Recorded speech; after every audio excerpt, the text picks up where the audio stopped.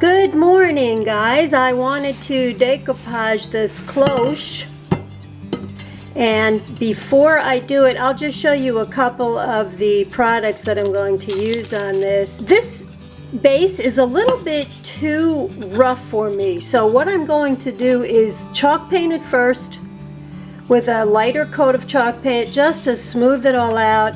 Then I'm going to take this color that I am in love with this season, because it's going to match the tissue paper that I got. Now I'm telling you this up front because this will be a music video. You can just watch what I'm doing. And I'm going to decoupage on the outside.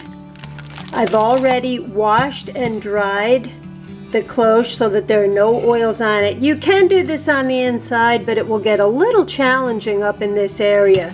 So I'm going to tear this paper. Do you see how this has this ombre effect? Very pretty. I'm going to still tear it into smaller pieces and in one direction on the horizontal, and you'll see this during the video. I'm just going to layer all of the different pieces. So it won't look like an ombre as much, but what it will do is it will have all of the variations, a very soft blend of these different colors in the cloche. But I'm also using this Tim Holtz tissue paper to decoupage with. I'll have links to these below the video so that you can go over and look at these products yourself. The first thing I'm going to do is paint this, then I'll spray paint it, and I will begin to decoupage, and you'll see everything that I do. This product is not that easy to find. I do just want to recommend that you use a napkin decoupage glue, especially when you're working on glass. You need something very sheer. The Mod Podge I definitely don't recommend for this. Mod Podge is very thick and gooey, and it can leave your end product looking like plastic. So with all of that said, I am trying to reach 100,000 subscribers. I'm currently in the high 70s, I think, and it's been about 3 or 4 years. So I hope if you're not subscribed, you subscribe. If you could share my video, that would be great. These subscriptions help us to keep going over here when we work for YouTube. And I will get started on my video now. YouTube has provided us with some new music to use, so I'm excited about that. But for today, here's how I'm going to decoupage on glass. And this is a cloche, and I'll get started right now.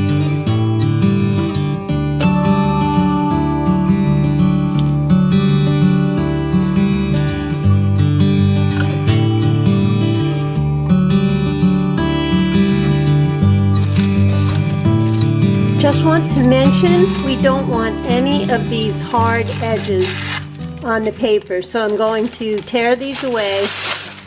And you can use the straight edges at the very base, but as far as all around the center, you want pieces that don't have any of those hard edges so that they look more like this. Rough edges, all different sizes.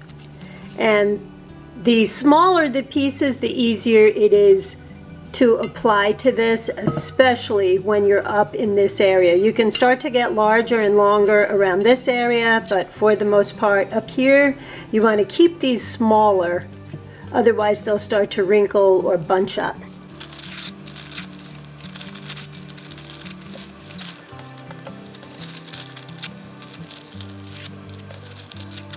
A couple of other things I'll mention. If you want to do the decoupage on the inside of the glass, which is called reverse decoupage, the first step would be to apply your paper on the inside facing out. And then you want to add all of the tissue paper. If you're doing it on the outside, which is the way I'm doing it, the tissue paper goes on first, then this paper goes on over top of it. Oh, and make sure you have enough paper before you get started. You don't want to get into this and have your fingers and your brush be all tacky and sticky, and then you've got to go and tear more paper. So just keep that in mind, okay?